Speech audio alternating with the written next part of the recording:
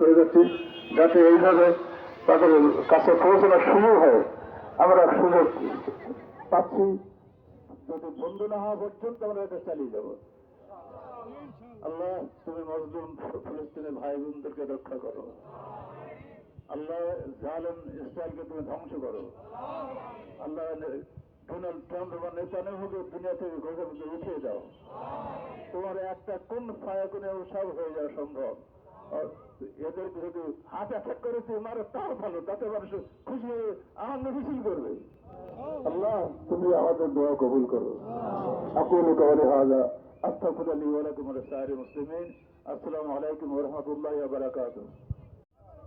Al Aqsa মুক্ত করুন, লিল্লাহে তাকবীর। সম্মানিত শ্রোতা মণ্ডলী, আহলে হাদিস আন্দোলন বাংলাদেশের কেন্দ্রীয় নির্দেশনা মোতাবেক আগামীকালকে শনিবার মার্চ ফর ঢাকা কেন্দ্রীয় প্রোগ্রাম ঢাকাতে অনুষ্ঠিত হবে। মার্চ ফর গাজা কর্মসূচি আগামীকাল ঢাকাতে অনুষ্ঠিত হবে। আপনাদেরকে সেই কর্মসূচিতে অংশগ্রহণ করার জন্য বিনীত অনুরোধ করছি। সম্মানিত শ্রোতা মণ্ডলী, আজকের এই কর্মসূচিতে যারা অংশগ্রহণ করেছেন আমি তাদের সবার প্রতি কৃতজ্ঞতা জ্ঞাপন করছি, ধন্যবাদ জানাই। আল্লাহ সুবহানাহু ওয়া তাআলা তাদের সবাইকে উত্তম বিনিময় দান করুন। আজকের কর্মসূচি যে ঐক্যের একটা প্রতীক, ঐক্যের একটা প্রতীক বা বীজ রোপিত হলো।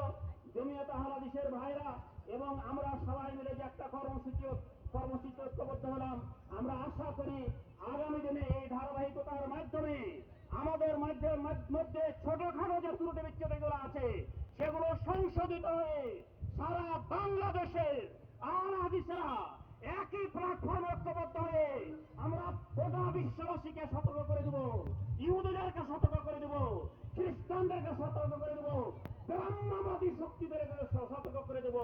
মুসলমানদের বিরুদ্ধে কোনো ষড়যন্ত্র চলবে না। মুসলমানদের বিরুদ্ধে তোমরা সতর্ক হয়ে যাও। আমরা দোয়া করে আল্লাহ রাব্বুল আলামিন সেগুলো কবুল করুক। এরা বৈঠক ভঙ্গের দোয়ার মাধ্যমে আমরা আমাদের কর্মসূচির সমাপ্তি ঘোষণা করছি। সুবহানাকা আল্লাহুম্মা ওয়া বিহামদিক আশহাদু আল্লা ইলাহা ইল্লা আনতা আস্তাগফিরুকা ওয়া আতুবু ইলাইক। আসসালামু আলাইকুম ওয়া রাহমাতুল্লাহি ওয়া বারাকাতুহু।